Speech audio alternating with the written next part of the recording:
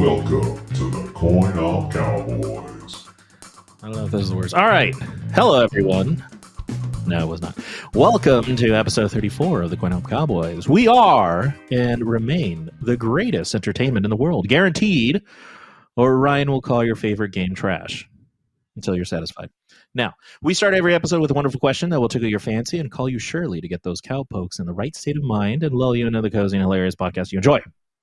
So I'm going to introduce each of these mother lickers, and we're going to have a nice little intro, and they're going to answer the question.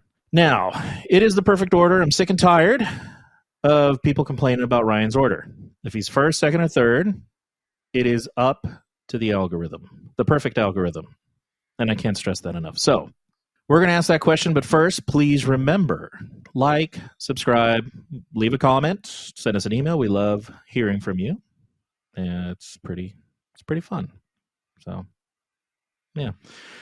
All right, let's get into that question. And it's another would you rather. I got another would you rather for you guys. Last week was a little weak because, obviously, no one wants to sound like Elmo during sex, unless you're Steven, because that wasn't entertaining. But I have another question. So, I want you guys to close your eyes and seriously consider, would you rather fart loudly every time you have a serious conversation or burp after every kiss? Got it? Fart loudly after every serious conversation? Every time you have a serious conversation. Okay. Like or burp after every kiss. And I'm just work with me on this. Like I'm farting the entire, so I have a 5-minute conversation and that's just a consistent 5-minute fart, just go. Or is it just like conversation's done fart? No, it's you're in the middle of a conversation, and after you say something like the most important thing, you're driving your point, and then you fart. Yep, gotcha. Okay. All right. And of course, we're going in the perfect order. The first person is Chris. Oh, he's fucking Chris. What up, CoinOpians?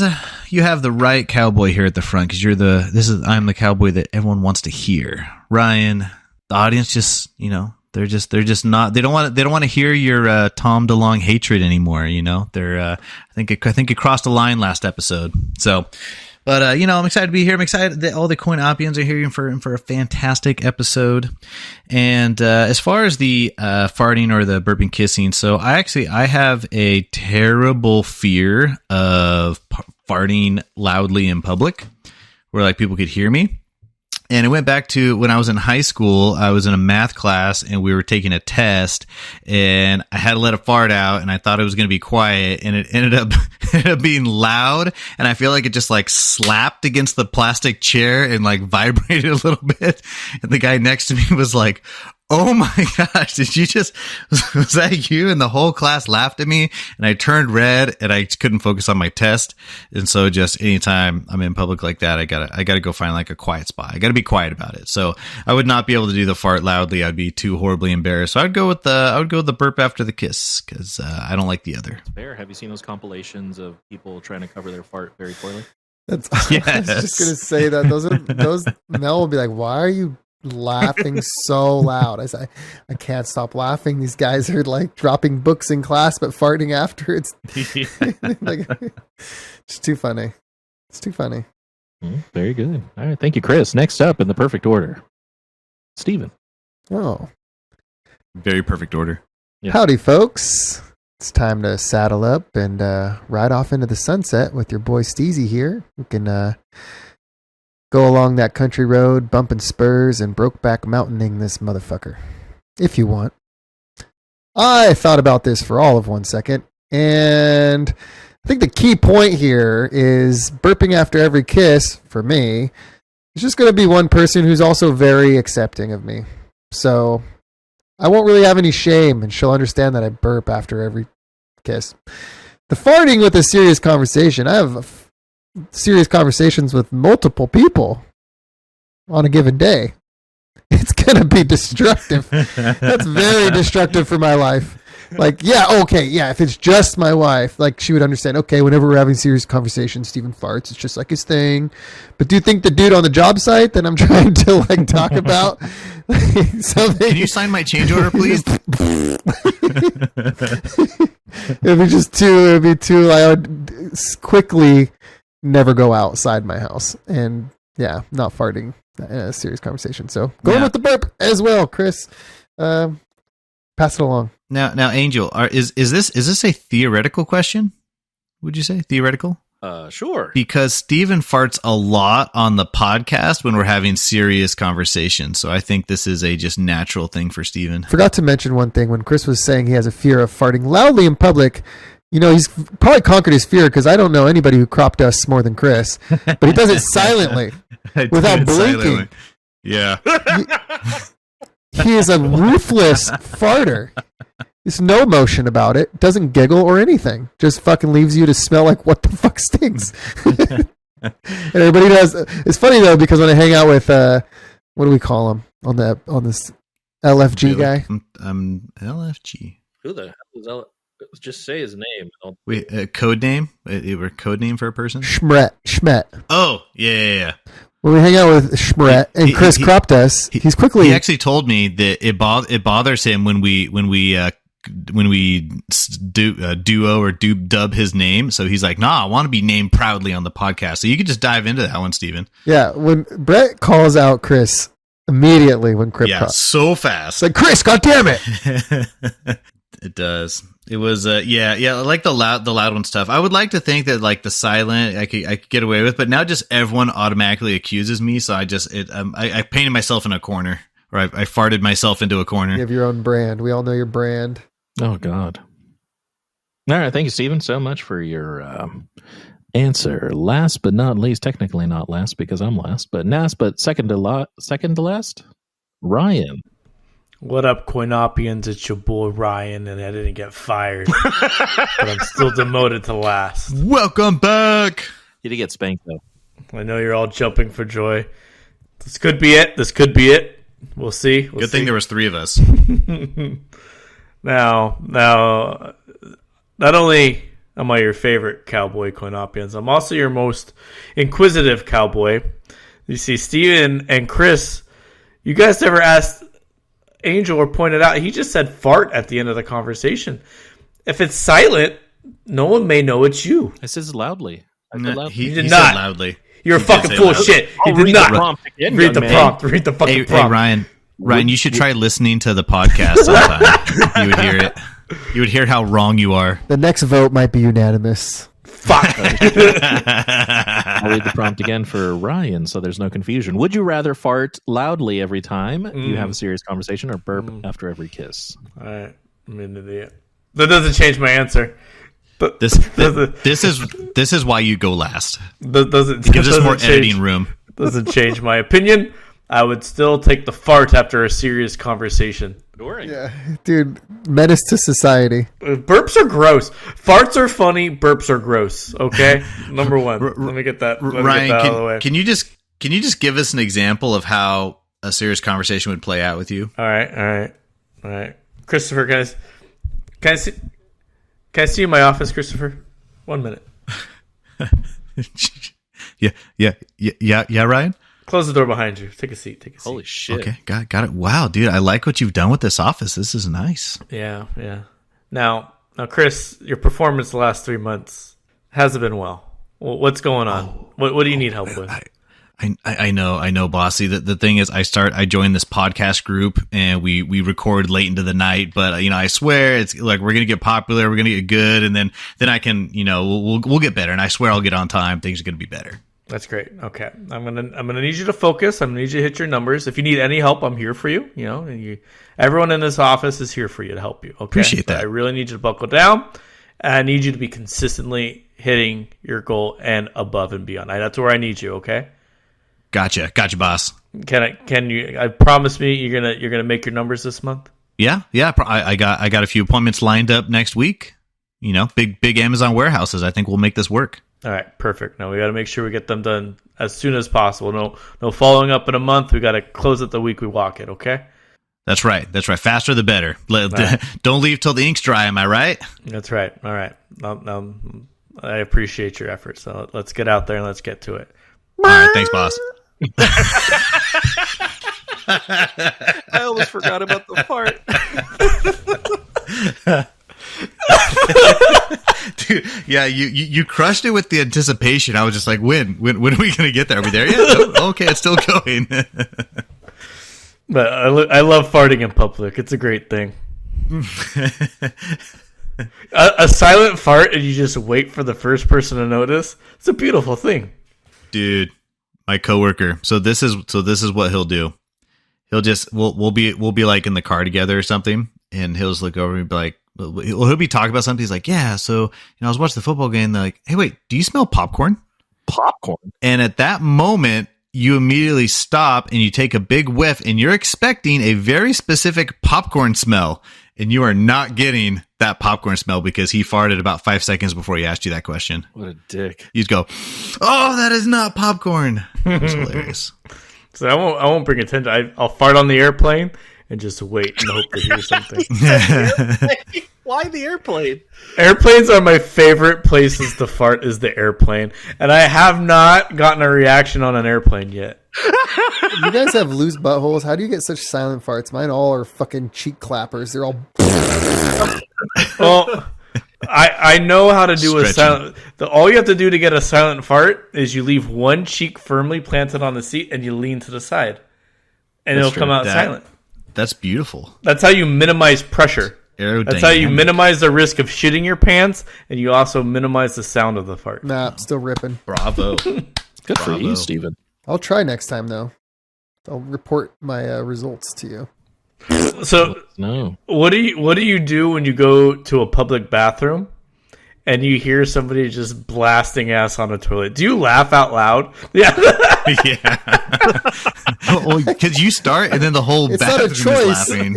It's not a choice. I have to laugh. Like it's not a choice. I've heard people get upset on the toilet because I laughed that they just freaking tromboned the toilet. How is it not funny? Like, I don't understand. Laughter gets you kicked out. It gets a lot of people mad. Your laughter gets a lot of people mad. No, I'm so happy to see Joe Coy fail at the Golden Globes. That brought me so much joy. Oh, I'm sure. He failed? The karma. Oh yeah, he got ripped. I didn't know that. Angel, round us out. I'll look it up later. Right, so my answer is probably going to be burp because I need a serious conversation to remain serious, and I think the other person would either get really upset and it'll turn the conversation awkward. Lose focus. Yeah. All right, we're going to go ahead and... Pick that picker. Do we have any emails? Anyway, yeah, just one email. Just quick. I was going to do two, but we're running out of time. Some people are very sleepy. This one, for all you listeners, the subject line, we're jiggers. Get it fucking right. Is it Kevin? I liked They it. don't like to be called CoinOpians. They like to be called jiggers. Thank you so much, listeners. Nice. For, Yeah, Kyle? baby. it is, yeah, it's Kyle. It's Kyle, dude. Fuck Kyle. You know, I was so excited when I came All up right. with the jigger idea because I was like, look, it makes sense. It has to do with a Wrangler and everything. And then you guys all made fun of it, and now it's coming It back. makes me cringe every time I hear it. It feels so awful, right? It feels. It just doesn't feel right. But hey, if it's a word, it's a word. You know, at New Year's Eve, I did have someone say, "Hey, Chris, where's your jigger at?" And I really paused for a moment, and I was like, I don't really know how to respond, and I'm not quite sure what you're talking about. And then I realized this is what he was talking about. Yeah, it's a little jigger for like cocktails. Yeah, the measuring device for ounces for mixed drinks is called a jigger. Oh, that's I didn't hear the fart. Your Yeah. mic mutes farts. No, well, I didn't actually have a fart, but I did try, and this is we've done 33 episodes. I just realized that I could move my microphone to my butt versus like standing on my tippy toes to put my butt on the microphone. all right. Solid. Yeah. Nice. How do we have a history coming up? Are we at a year yet? Not canceled? Surprising, yeah. Actually, Yeah, I think our 1 year is going I to be think we're like coming February up. We just haven't had a Karen listen to our. Oh, it's coming, baby. As soon as we hit 12 listeners, we're done. I'm gonna go slap our sticker all over Seattle next time I'm there. Just Oh, all good. over the Jiggers. place. Yeah, just the Coin Up Cowboy podcast. Slap it all over Seattle. Put up like 1,000. All right. What were we talking about? Bones. Any bones? Bone No, Free? Bone free? All I have to say, there's no Royal Rumble too far. What? Oh. You know, it's Saturday. au contraire. All right. Let's bring up that picker. Ryan. Oh, Did you speaking just of kiss fucking someone? Yeah. You're kissing your microphone. Such a long spin. Oh, fuck. Angle. It's angle. Well, Save the best for last. gentlemen, I've actually prepared a story for you guys. I don't usually tell I like stories stories. because I'm not really good at stories. But this one's actually really interesting, and I wonder if it's going to get a laugh or not. We'll see. I was just thinking back in the fudge. So this, Go ahead, Angel. but Sorry. the good thing is, this actually requires me to bring back the word of the week. Can y'all guess what it is this time? Prolapsed anus. 2 words. Sorry. Prolapsed. Oh, very good. Good guess. Disingenuine. I got to Google what that means. Do you know my worst subject in school was English, and I had a English teacher that was very hard on me, and it was for 1 year it was just vocabulary every day, and I never thought I'd be using these words, and now these words pop up. Dang it! All right. So as you guys know, I frequent the Disneyland property, and I've shared this in the past. And we went to visit the mouse on the first day of their Lunar New Year celebration, which was actually way better than their holiday one at the end of last year, because half the menu was different renditions of mac and cheese. And although I love mac and cheese, one man can only have so much mac and cheese until he realizes he paid $50 for loads of mac and cheese. So fuck that. If you're not aware, this year is the year of the dragon. It's special for us. It's us. Turning It's our 36 this year. year, Except for we're Ryan, getting- because he's old fart. But the rest of us cowboys were the dragons. Yeah, the year we were born is dragon. Cool. Now, I always thought I was the year of the monkey. Now I know I'm the year of the dragon, and I'm like much happier about that. It's pretty cool. Hell yeah, dude. All right. So what happens on the property is basically similar to the Boysenberry Festival and Knott's Berry Farm. If you're familiar, you pay a premium to receive a laminated card with perforated tabs on a lanyard that you bring to booths around the park and exchange those tabs to try whatever the booth is offering. So this year we brought the kid and the in-laws. It was a fun time. We got to try a lot of good food. And at the end, we typically have like dinner at one of the restaurants. And we were also celebrating my mother-in-law's birthday. And she agreed to have it at Goofy's Kitchen for the grandkids, which, if you haven't gone, is one of my favorite buffets. I enjoy the steak and the international cuisine. The kids load up on pizza, chicken tenders, fries. The dessert is delicious. Typically, you don't have good dessert at buffets, but it's not great, but it's pretty good. It's better than you would expect. What I love is the kids' desserts. They have like special pizzas, like a peanut butter and jelly pizza or birthday cake style pizza. And the Disney characters dance around every 15 minutes to take pictures. They interact with the kids. It's a lot of fun. Well, the story covers events happening at dinner. You see, when you check in, actually, have you guys been to Goofy's Kitchen? No, but it sounds like somewhere I might take Maddie. I recommend it. Chris, Have I ever been to which one? Goofy's Kitchen I'm actually. So where is that at Disneyland? at the Disneyland Hotel. Oh, so no. So it's outside of the park. Yeah, I think I've been into downtown Disney. They have like a Mexican restaurant there, and that's probably the only place. And maybe the Tortilla Joe's is Amazon. going. Yeah, Tortilla Joe's and the Rainforest Cafe when it was there. Those are the only two I've been to. Well, now they're both going to be gone. I ate at that one brunch spot, the Maple Donut place. Ooh, really that was good. What Maple Donut place? It's on the corner of the hotel. I don't know. What makes Goofy's Kitchen so special? Let me tell you, Chris. You see, when you check in, you have the opportunity to take a picture with Chef Goofy. We still haul the kids around in a stroller, and you don't expect anyone to take your stuff because you're on Disney property. You can leave it unattended for a few minutes. And that's what we did. Only honest people go to Disneyland. Yeah, I do. I mean, no one touches anything. It's like, whatever. They're worried about their own shit. So we left it in the waiting room when we went to go take a picture with Chef Goofy. It was great. So when we returned, we noticed my oldest hoodie was missing. It was very odd. Didn't expect that because it's never happened before. And we've done that like a lot. So we started to get upset, but we were about to dig in some good eats, so we let it go. So I went to go put the stroller in the parking, like they have stroller parking outside, whatever. Well, while we were eating, fast forward, we get our food, sit down. The kids are having a blast in our conversation. My mother-in-law notices the family next to us is leaving, and the mother is holding a hoodie that looks just like the one that went missing. So I stood up, I confronted her, and I asked if she picked it up by accident. The mother looked surprised, and her friend interjected, saying the hoodie is theirs and put it on her child. And I wasn't about to yank a jacket off a little girl because it's not a good look for a grown man to drag the hoodie off a child yelling this is my jacket, you little shit. What if it was a little boy, though? Does that make a difference? I don't think so. No? Okay. Yeah, I played it out in my head. Swarms. What kind of security. hoodie was this? Wasn't it very obvious it was yours? Oh, yeah, dude. It's like unique. Oh, well, no. Yeah. no. It- I like thought you were saying pattern and everyone was everything. getting that hoodie. No. No? No. Oh. What are you talking Oh, about? okay. All right, never mind. Anyways, we just took it as like a lesson not to leave our stroller unattended anymore because, apparently it's going to shit. So at the end of the meal, my mother-in-law announces she needs to use the restroom and was ready to leave soon after. So everyone at the table is tired from the day's events. We finished our coffees, proceeded to get the kids settled in the stroller so that by the time she comes back from doing her business, we can head to the car and go home. So I headed to the stroller parking where there were two women and their toddlers chit-chatting. And guess what, Chris? It was those same ladies with They were wearing your hoodie. No, my stroller was missing. the whole thing this time? Yeah. The whole fucking thing, dude. I started losing it. My mind immediately, like you said, my mind immediately jumped to those women, had my daughter's hoodie, and figured they were like, we took their hoodie, we could take all their fucking shit. I was livid. So, I started swearing, these fucking people, I swear to God, this place used to be safe, and now we have bitches stealing shit. How fucking terrible, You're saying this out loud so they can hear you? Yeah, I am. I was like, I want a word with that goddamn mouse. And the ladies that were sitting there actually turned to me and asked if everything was okay. I explained the stroller was gone. We described the stroller, and they said an old woman was just here and took off with a stroller matching the description.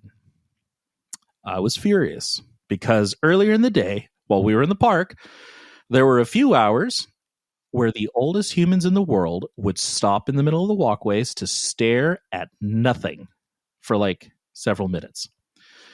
And keep in mind, I'm pushing like a double stroller with heavy merchandise, backpacks, and kids in it. Stopping on a dime every few yards gets really old after an hour.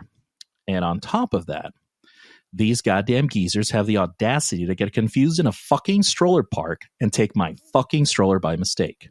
Livid, Chris.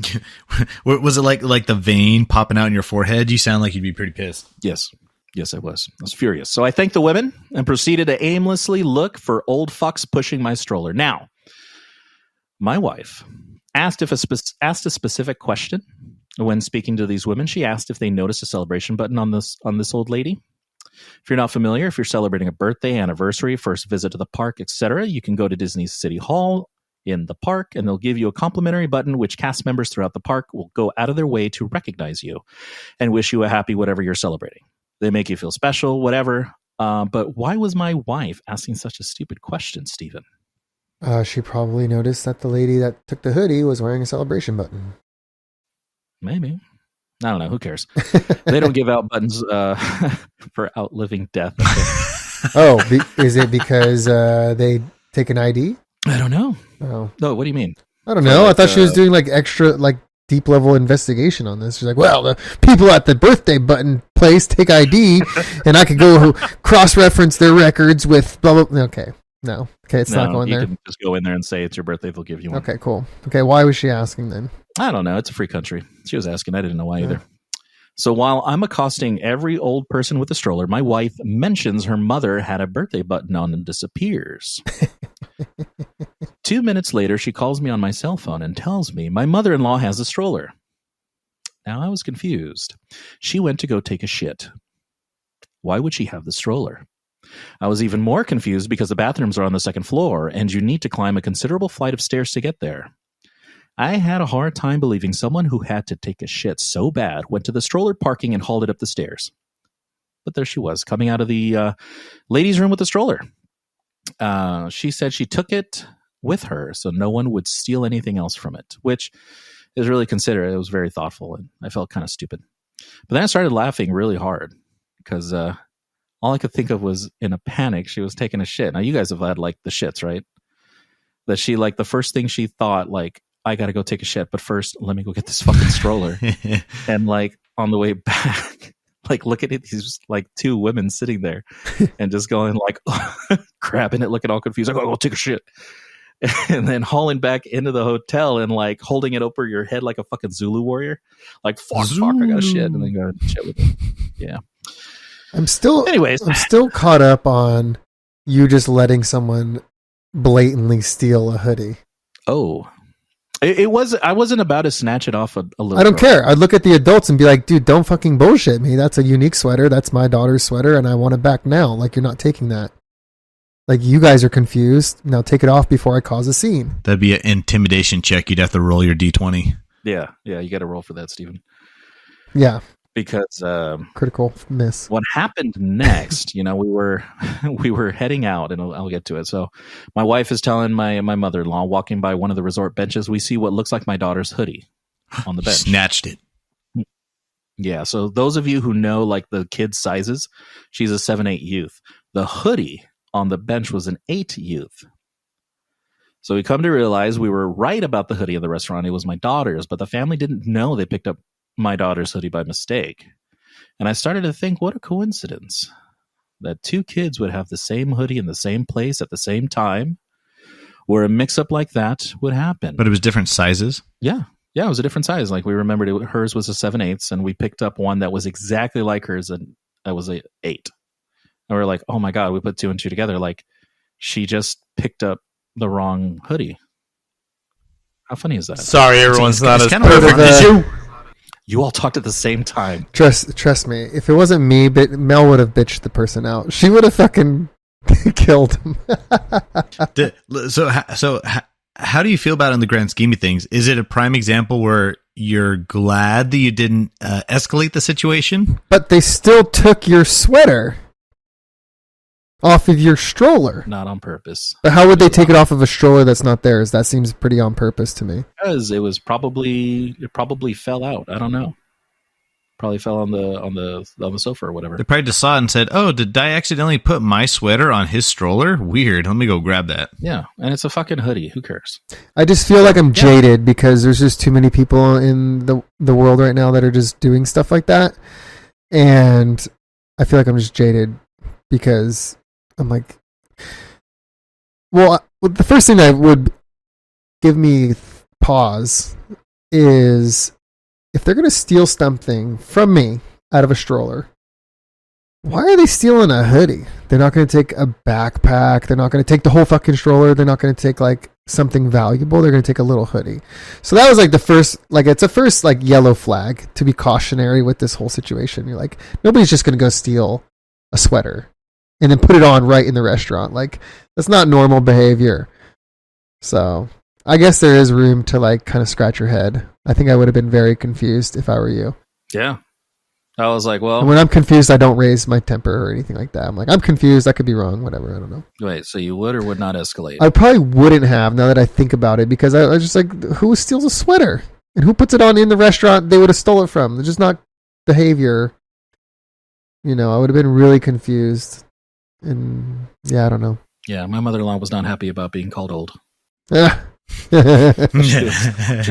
She's like, these fucking bitches are like, they didn't say it in front of me. Trying to find the stroller. I'm not going to say, well, there's like young lady, this young looking. Just like, no, I want to find the fucking stroller. I need an accurate description. Just call her vintage.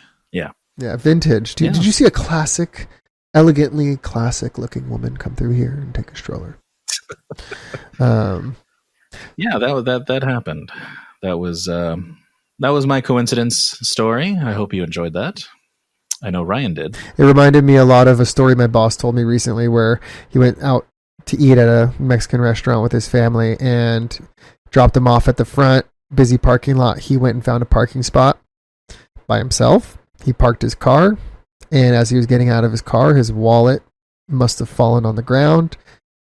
And because he started walking, and as he was going towards the restaurant, touched his pockets, and he said, I didn't feel my wallet anymore, but he thought he remembered hearing something hit the ground.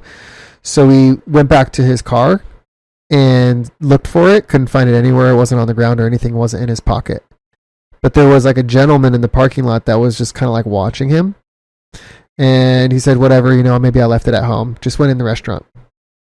Ate his food, all that stuff. As they were leaving, his son-in-law told him, hey, remember you put the tile in a tile chip in your wallet. He has a nice Louis Vuitton wallet, usually carries a lot of cash in it and stuff like that. So he put a tile chip in it. And he's like, oh yeah, I remember. So he goes, like GPS, which is like a little thing you could put in belongings and it beeps when you trigger it. So he goes to the app, starts pinging it, And lo and behold, a family eating at the restaurant has a beeping wallet with them. And he walks up to the table and they look at him and they go, "Oh yeah, we were going to give this back to you." Bullshit. Yeah. And he goes, "Just give me the wallet." Like, he's like, and then he gets his wallet. He goes back to the table. They're about to leave. And he's like, "You know what? Let me look in there." He looked in. There's still, he keeps his cash kind of in a weird pocket. And he looked, he's like, "Okay, the cash is still there. Everything seems fine." But no, all the credit cards were missing. And he noticed it. And his son-in-law at that point freaked out, went back in there and started causing a scene, but they were denying that they took the credit cards. So what would you do? That's like reminded me of that story, because you were like, okay, I know that's my daughter's sweater. Like, in your head, you're convinced you must have it, you have it, but you're denying it. Do I escalate or do I just leave? Like, they never ended up getting those credit cards back. Like, I think the son-in-law just said, it's not worth it, kind of thing, and they just canceled all of them the same thing, but the same night. But it was like a whole thing. But how could you deny it? Like, you're like, dude, it was so obvious. I told him, if that was me, I would have said, "I'm on the phone with the police right now. They're coming, so you can either give the credit cards back or you can deal with them." Yeah, I think that's what I would have done too. But I think it's I think in a lot of things in life, you want to do the flinch. So I think with how the boss's son-in-law, like, you want to make people uncomfortable. Do something to make someone uncomfortable. And I feel like a lot of times people being uncomfortable to be like, "Okay, yeah, my bad," and they'll give back with it. So you could do like one pass, and if the uncomfortableness works and you get your thing back, great. But I probably wouldn't go much past one. I would just be like, "Okay, all right, that didn't work. Okay, well, it's probably not worth it," or something like that. But yeah, always saying just like, "Oh, hold on, just stay right there. We'll let the police work it out. Don't worry about it." And then usually that'll be the last straw for people. It's like there was nobody that else would have took my credit cards. Like, you found it in the parking lot, you brought it in, and they were probably trying to pay for their shit, but they're just dishonest people. And he only eats at nice restaurants, so I'm assuming this just like happened at a nice place that you wouldn't expect to be stolen from. So yeah. Anyways, no, that's a good point. I think if I was in that situation, I probably would escalate it much further. I mean, in my scenario, it was just a hoodie, and I'm like, okay, that's replaceable. But if it's like it's my wallet, I'm like, no, dude, fuck you. That's my goddamn wallet, and it pinged in his pocket. Yeah, they gave the wallet back, but the credit cards are missing. You're like, okay, like who else would have had it? Who else would have it? And you know what you could do is you could probably call him out for it. It's like, "Hey man, you're gonna stand here at your whole family's at the table, and you're gonna lie and say that you're lying in front of everyone to me that you took my wallet, you weren't planning on giving it back to you when I called you out on it." I feel like that would even keep it going when you're bringing everyone else in. What would you do if you found a wallet in the parking lot? What would you do? I would take it to customer care at the nearest establishment. Yeah. Right? If you're going in that restaurant and you saw that guy go in the restaurant, either you go find him immediately or you just go to the host and go, "Hey, I'm looking for this guy. His wallet dropped in the parking lot. Can you ask the restaurant if there's somebody here?" Or just give it to him and say whatever, and let them be the thief or not. Like, I've just given stuff back to the host stand because I'm like, well, here you go. But yeah, taking someone's wallet. I mean, in like in life, men know how much a wallet means to them, and taking their wallet or stealing it is like a very vulnerable, like shitty feeling. Like, you're really doing an evil. Like, that's a real evil to do to a man. Is take their wallet. It's their livelihood. It's like their ability to do pretty much everything. Yeah, I thought I lost my wallet last night, and it fucking ruined my night for like an hour. Yeah, exactly. Oh shit! He's like, "Where is it? It's bothering you?" I was at. You start thinking, how long is it going to take me to replace this stuff? I was at Citizens Business Bank Arena, the Ontario hockey rink, and we were watching a hockey game, and someone had left their phone on the ground, and I picked it up, and I was like, "Oh, this isn't mine." I looked around, and no one was like looking for one, and it bothered me so much because I remember what happens when I lose a phone. So I realized on most, I have an iPhone, so I know how the way iPhones work, but you can, if the phone is locked, you can access an emergency contact list. So I answered that, and there was a person titled Mom. So I was able to call Mom, got her on the phone. I said, "Hey, FYI, I found this cell phone.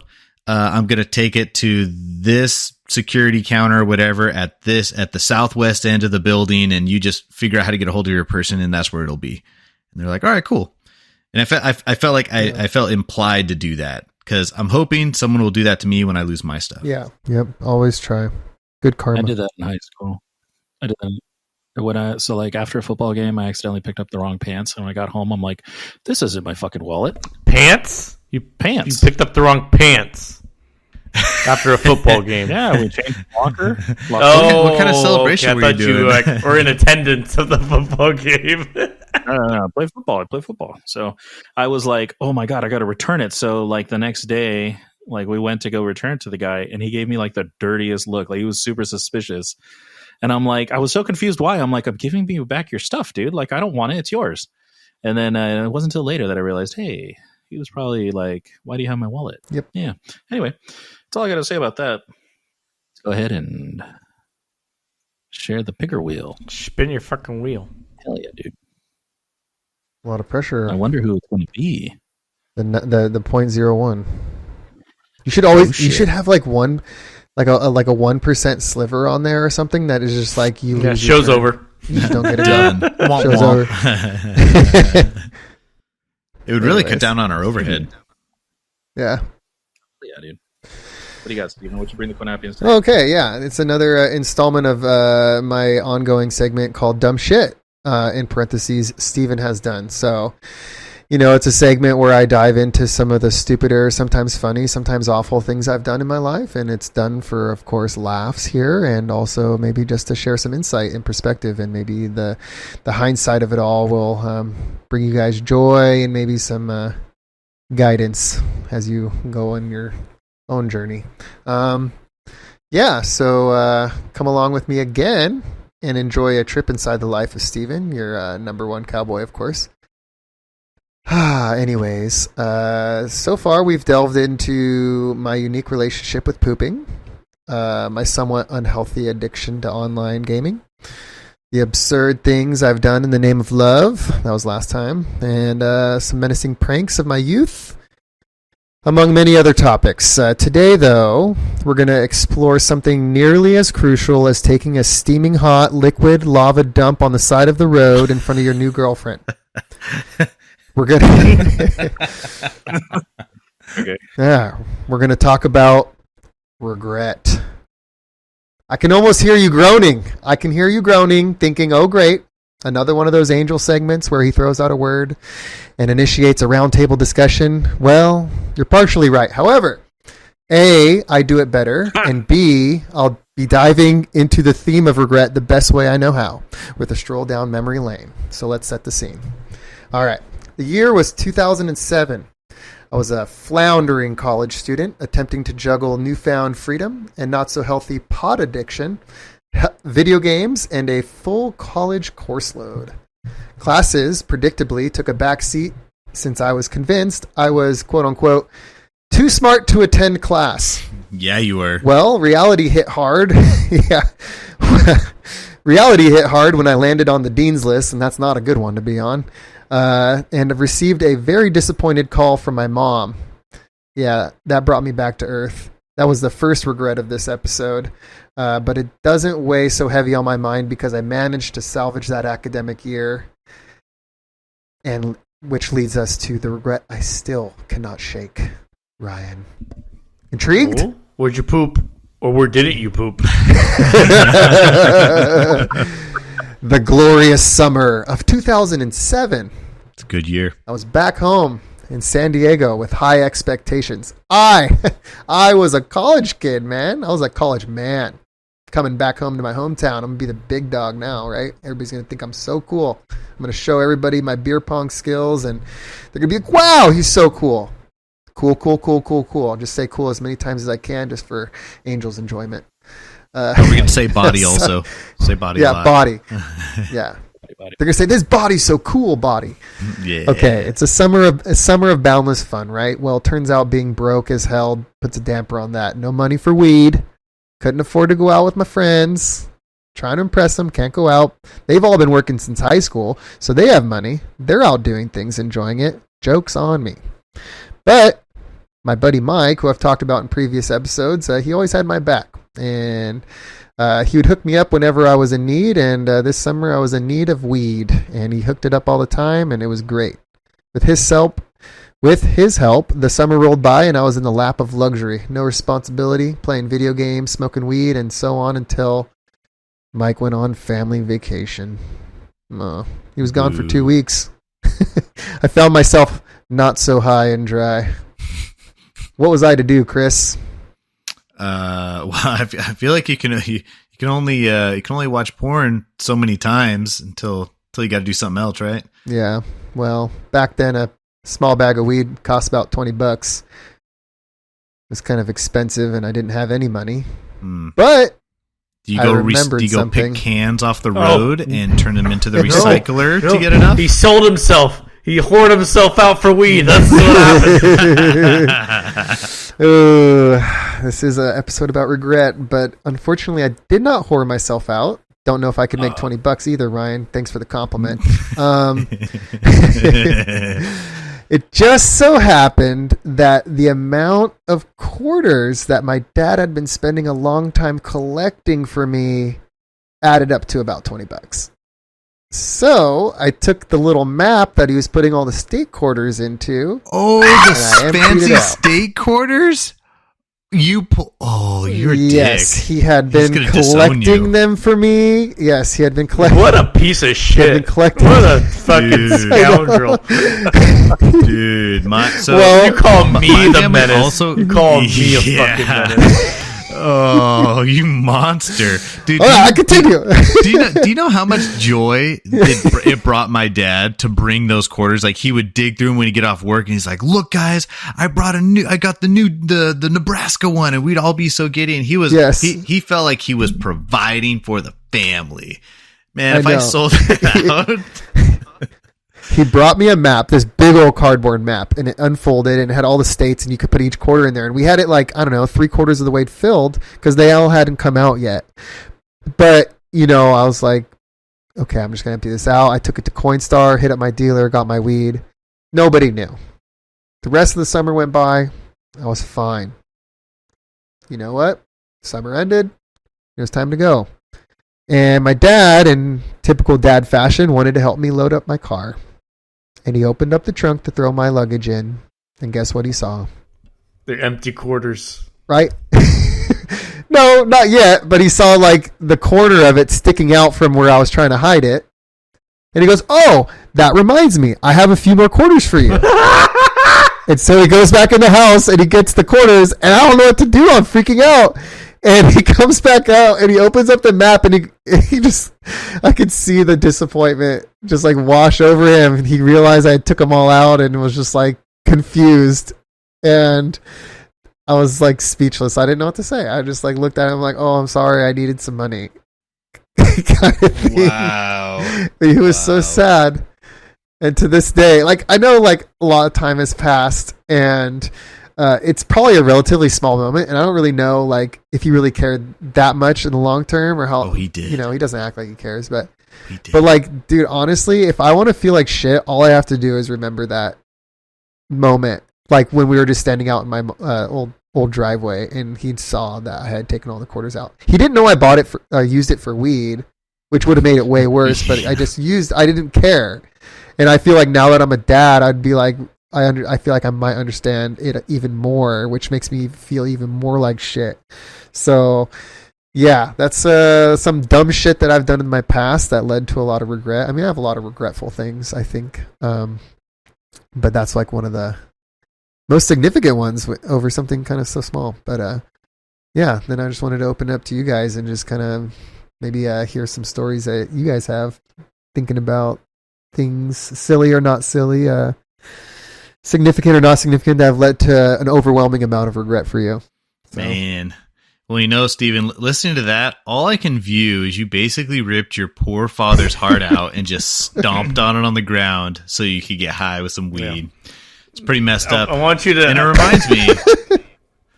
I want you to think, Stephen, about all the times that your dad got like a couple of quarters or a handful of quarters, laid them all on the counter, and just inspected all of them to see which ones does Stephen not have. Let's see here. Okay, 1, 2. Oh, this is a good one. And you just didn't think twice, just so you could take a couple little puffs of weed, eh? Put your dirty little, I know dirty that. little lips on your dirty little pipe and pull in that weed. I don't even know why I tell these stories. You guys are so perfect. It really just, it just looks so bad compared to you guys are perfect angels. Probably I've never done skunk ass anything weed regretful. too. It's probably oregano that you bought. Ironically, Steven, I'm looking at my closet over here. I legit feel like my completed and still complete little cardboard thing with the 50 quarters in it is like right over here. I just got to dig for it. Yeah. Yeah. It reminded me of the time that I pulled out a young woman's heart and stomped on it on the ground. You see, I had that whole thing where I fell in love with like a high school crush, ended up getting married, and then it didn't pan out. We ended up getting divorced. Now, during that time, I never thought I was like a suave, fancy, maybe not fancy, but like rugged guy. Like I could go pick up girls at the bar. I didn't have that talent. So I had to grow into it. But I feel like after the divorce, I started getting a little bit of confidence going. And I feel like I got into a rhythm where I was getting pretty good at it. You know, I think I was able to take my like homeliness, I don't know, and kind of weaponize it a little bit. And I remember I met this girl. And have you guys came across a girl that you would consider this is an example of a good girl, and then you have an example of a bad girl? Is there any like kind of red flags or anything that jumps out for the bad girl column? Colored hair, like Okay. Yep. neon colored hair. Mm-hmm. I mean, bad as in bad to be hanging out with, or Yeah. bad as in like she fucking like hurts people, like kills people. Probably. Like what kind of bad are you I mean, talking about? I guess it could be like a little toxic. Yeah. It would be Yeah. like the. Well, it would be the type of girl that your mom wouldn't want you dating. The bad girl. The fun. Yeah, like alternative makeup, Mhm. alternative hair colors. Maybe piercings. Yeah, that's like the big. Yeah, like a bad attitude, like Mhm, somebody that like mhm. kind of like really abrasive, or yep. That's Yep. all I can think of with my mom. My mom's pretty accepting though, so it's hard to like offend her. Did that Angel line up just with has to bring home a. Angel Ryan? Did that kind of line up with how you would visualize that? Yeah, pokey nipples, meaning they got pierced nipples. Ooh, like Jesus Christ, that's so specific. like a woman who's like clearly like nipples are clearly visible through what she's wearing. Yeah. Like that would be Yeah. bad to bring home to mom. Yeah, I don't think that's a little bit more new school. For a lot of people that know me, they would more or less describe me as, oh, Chris is a nice guy. No, which means I'm not edgy or cool or exciting, but I'm a nice guy. I'm genuine. I'm cool. I'm not anything wild. So I think the type of girls I normally went after were those type of girls, and I would never be caught dead with a bad girl, right? So I came across this chick that I dubbed Punk Rock Girl. And I remember the first time I went over to her house, some items that I identified. So one, she had this, she didn't have very many lights in her apartment. So everything was kind of black or like a purpley light. It was just all very dark. And when I looked up, she had this giant wooden entertainment center. Did you guys have entertainment centers like in the 90s? Oh yeah, Right? big old Okay. wooden ones, fucking Yeah. 1,000 pounds. It wouldn't be, there'd be like a handle or something. You got to open it, and that's where the TV's at, right? Yeah, So I go over there, and I was like, oh, like I think she said we're gonna like watch a movie or something. So I go over there and I open that, and I realized when I opened it, there was no TV in the entertainment center.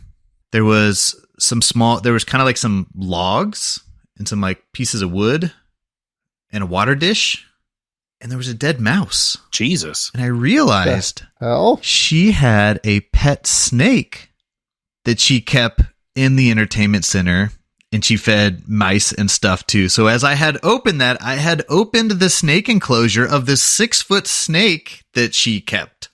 So I it's a weird noticed cage that. to keep it in. Yeah, no cage, just entertainment center. So I think pet snake, that's something that I would put in kind of a bad girl one. I noticed that all of her artwork, she liked Disney. She loved Disney. She actually worked at Disney. she might still work at Disney. Ooh, this could get spicy. So at the time, she definitely worked at Disney, and she had Disney pictures all over her house. She idolized Disney villains. So all of her decorations were Disney villain style. And then she had the piercings. I think she had like a tongue ring. She had black nail polish, everything. She was just wore a lot of black. And her and I went and saw some like punk rock bands in downtown Anaheim. It was fantastic, everything. So it was a bad girl, and it was cool because it was different. It was good guy Chris figured out how to get bad girl, punk rock girl. And it was fun for, I don't know, maybe a month or two. And then I remember we were out at dinner, and she was like, "Hey, so don't you think it's about time we make this official?" And I was like, "Oh, like dating?" She's like, "Well, yeah." And I was like, "Oh, well, no, I don't. I'm not really thinking of anything like serious." And she's like, "What? We've been seeing each other for like 2 months." I was like, "Oh yeah, you're really fun to hang out with. I just don't think I would do anything serious with you." She begins crying at the table and crying, and the food comes, and I'm like, so I'm like trying to like, just, okay, check please, we gotta go. She cried at the table. She cried the whole way home. I drove her home, and I parked in front of her place, and she got out. She just grabbed the door, opened it real quick, and she looked at me and she said, "I never want to see you again," and got out. And that was it. I never saw her. Now the ironic part of that entire story, I felt like the way Steven described, like someone had punched me in the stomach. If I just think about it, I'm like, wow, Chris, you're such a bad person. You were so mean. You crushed this girl's heart, this, that, and the other. You couldn't handle just being typical good guy Chris. You wanted to go and be bad boy Chris with bad boy girls, and you broke that chick's heart, and you got to live with that. So, regret. Honestly, though, that's like probably the advice that I would have given you, or anybody would have given you at the time. Like, if they had some like dating experience, is like, look, you're dating a new girl. That's part of dating, is you date a bunch of different types of people, see what you like. Maybe you are into punk rock, Disney villain, like bullshit kind of girl. You realize, no, I'm not that serious. She asked if you wanted to be serious, and you just straight up told her, like, no, I'm not actually seeing anything serious with you, and you guys ended it. Sounds like a healthy way to go, although she did cry a bunch and making you feel so much regret later on. But like, I feel like you did everything the way you should have done it. Well, thanks, Steven. If you would have led her on, telling her, "Oh yeah, maybe, just to like keep fucking or doing whatever," then yeah, you could regret that. But like, I don't know. I feel like you're straightforward with her, and you know, she might have been sad that night, but you know. She got to probably move on pretty fast from that because she got a clear answer from you. A lot of times I hear that just, I don't get a clear answer. Like they're dodging the question so much, and you didn't. But that's respectable. That's the advice you would have gotten from me at the time. If I was my age now, talking to you then. Yeah, you didn't. Back then I would have been like, just keep fucking her. Keep leading her on, yeah. But I thought that was very noble of you. Ryan, you have no regret in life? I got my regrets, my friend. I have one story for you. Let's hear it. It's a shorter one. It harkens back to my days as a child care teacher. I back in the day, I was watch over about 25 first graders after school, help them with homework, do recess time. And one day there was a tree that we would hang out at when the kids were at the playground.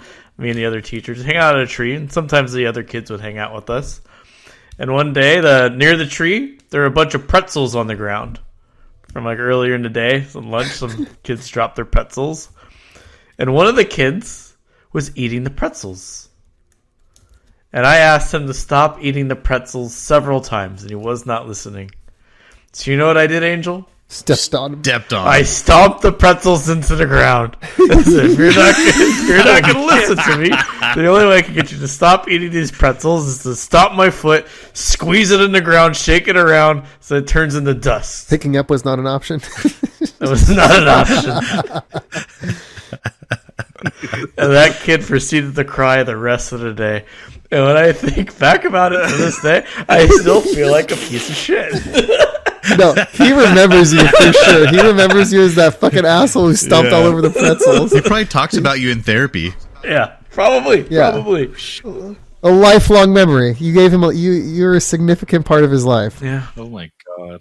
I do regret that to this day. It's funny how that can be like something that sticks in your head forever. So he just started crying immediately, Oh, yeah. or did he look up like, what the fuck? The moment I stomped on him, he just started crying. But yeah, like I feel like she would cry if I stomped on her. So she's very like loves her treats, loves her food. Like it's a very important part of her day. Yeah. Just to be clear, you stomped on pretzels, right? Not the child. Not the child. There are also countless times. They were dirty. There are countless They were dirt times where I pretzels. had walkie-talkies, and I smacked a lot of kids in the head by accident with that walkie-talkie. That was an accident. Accident. I don't regret those. Oops. But I do regret stomping on the pretzels. Yeah. Jesus Christ. Oh man. Wow. Angel. Yeah.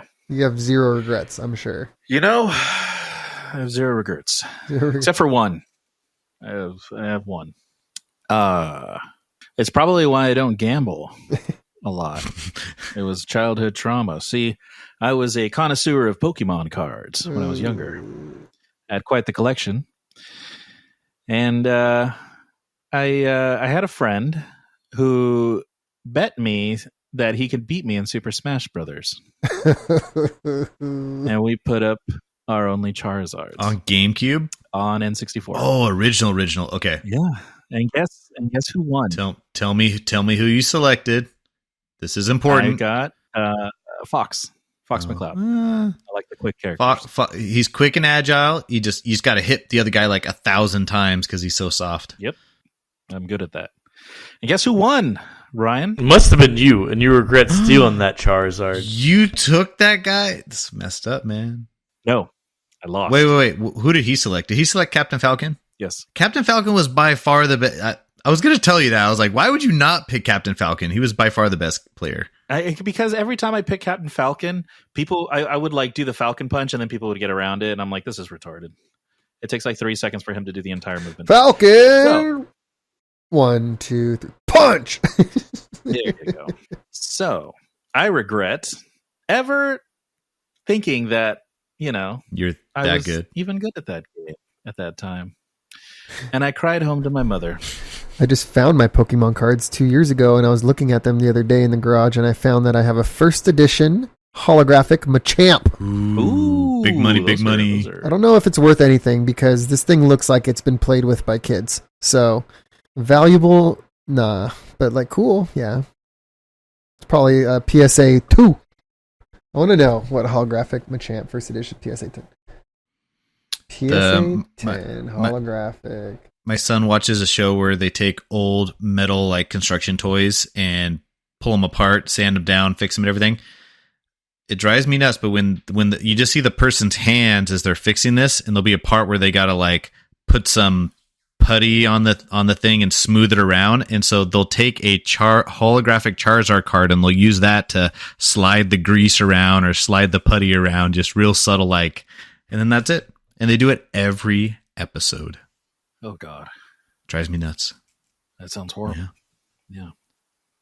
So, So Steven, you're probably struggling to figure out how much that Machamp is worth because all the Pokemon cards they vary so much in price. Like apparently everybody has a holographic Charizard. Like if you go on eBay or anything cost related, they're everywhere, and they're everywhere from $1 million to $10 to $5. It's pretty. Oh, hey, I got 5 holographic Charizard cards. You guys want them? So yeah. I So really was just can't looking, tell where it's and valuable. it says PSA 4 is still classified as very good to excellent condition. Mine is like scratched to shit. So there's no, and this one sold for like $20.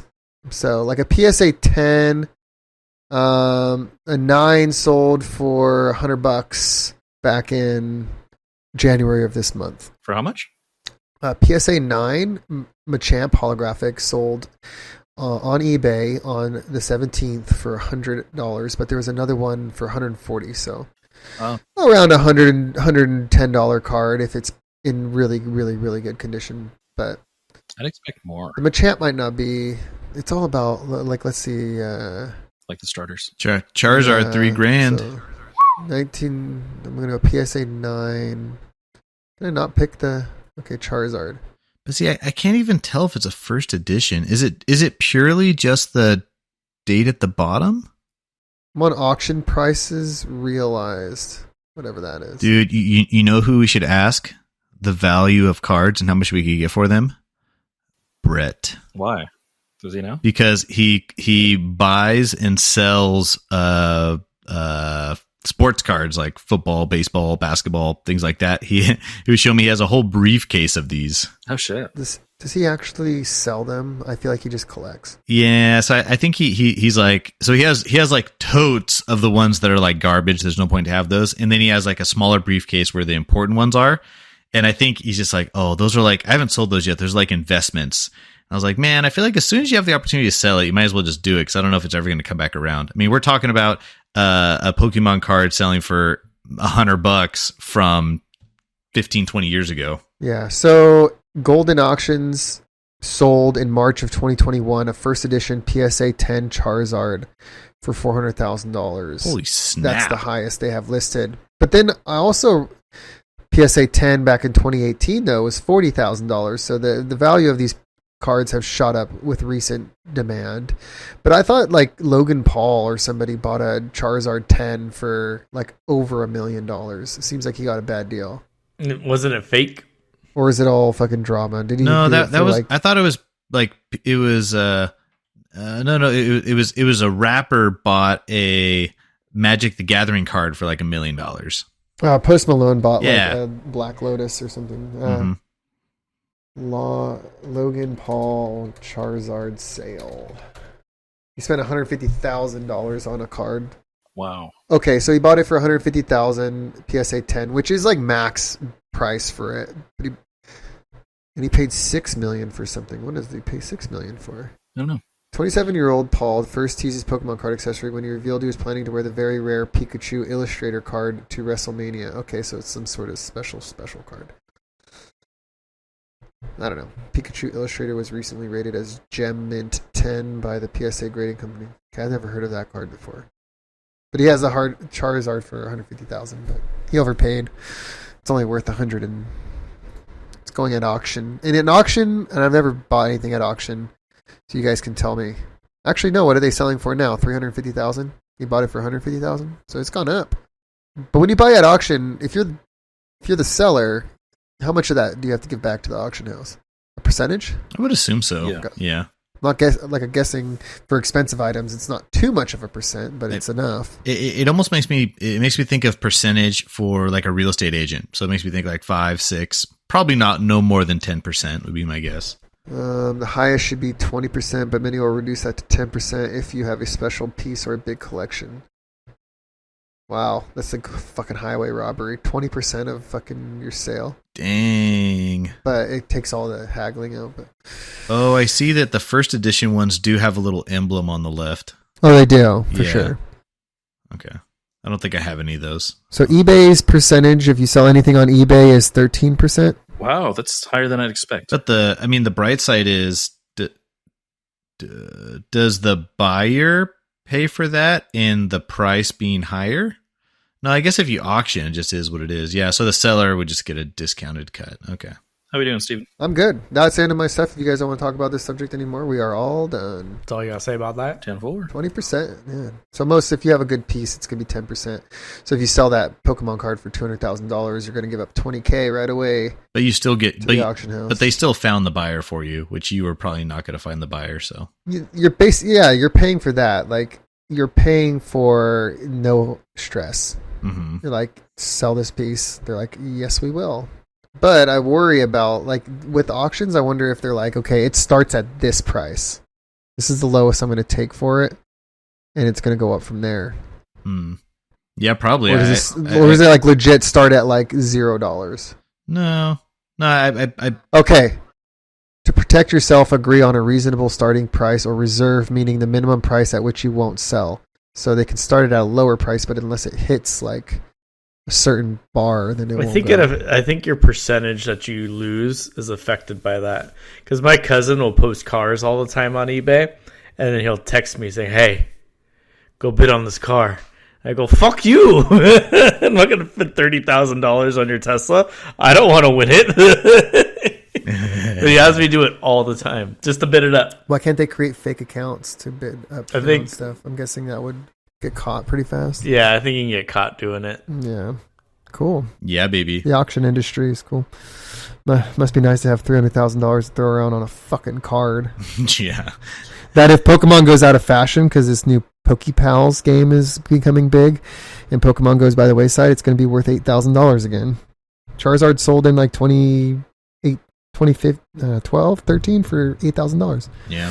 Same card that's going for $300,000 now. I always feel like it has to hit a ceiling, and you don't want to be the one that's stuck with the bag saying, I paid $1 million for this card thinking it might be $2 million. Don't buy it. Yeah. Yeah. Well, as time goes on, a PSA 10 is going to become more and more rare. I mean, there's only so many. But you always have to Changing find hands, someone willing to pay it, though. That's the problem. There's only so many. There's so much money, like new money now. There's people that are there's so much ultra rich. Like I know like middle class has been fucked, but there's so much ultra rich that they'll just drop $300K on a fucking card and not care. It's just going on Why not? a write off or something. Well, it's a fine art. Fine art's just a money laundering scheme. Yeah, exactly. Hmm. Don't think their CPAs are using this like Charizard card as like a freaking write off. Anyways, let's wrap this thing up and go to bed. It's getting late. No, we don't have a secret topic. What? Yeah. We got another 40 minutes to go, boys. Don't go to bed yet. Get the coffee. Nuts. Oh my god, my internet's going out. Oh no. All right, that wraps up this video of your Coin Op Cowboys. Don't forget to like, subscribe, follow, leave a comment, give us 5 stars, say something nice about Ryan's hair. I'll post a picture right now. We're going to wrap up the final words for each cowboy in the perfect order, and this order goes as follows. We're going to start with Ryan. Oh, I got promoted. Oh, wow. Wow. I just want to say thank you again, all you CoinOpians. That's the favorite term. Don't say the word that should not be named. But looking forward to the Lions going to the Super Bowl. We'll see you all there. One pride, baby, one pride. Good night. Thank you, Ryan. Next up, Steven. Yes. I think Steven. So it's been a ruckusly good time tonight, guys. Signing out. See you in a week. Take care of yourself out there. All right, thanks, Steven. Lastly, Chris. All right, CoinOpians, we hope you have a fantastic evening. Thank you for joining us. Just want to give a quick shout out to one of my favorite items that happened on this episode today. That on previous episodes, we had Kyle remind us how Ryan was a menace to society. Yet, I think the true bad person showed up today, knowing that Steven sold out his dad's quarters when he needed it the most. Takes a man to admit their faults, Chris. Yeah, that was I'm extra. sorry I got tired of the punk rock girls. That was extra special. So I thoroughly enjoyed that. But hey, CoinOpians, I hope you guys enjoyed it too. Thank you for your support and keeping it going. Let us know what you think. Send them emails in. We love laughing at them when they come on the air. Good night. Yeah, I like to say one more thing. I'm certain Steven would do it again. There's just an edible. No, I wouldn't.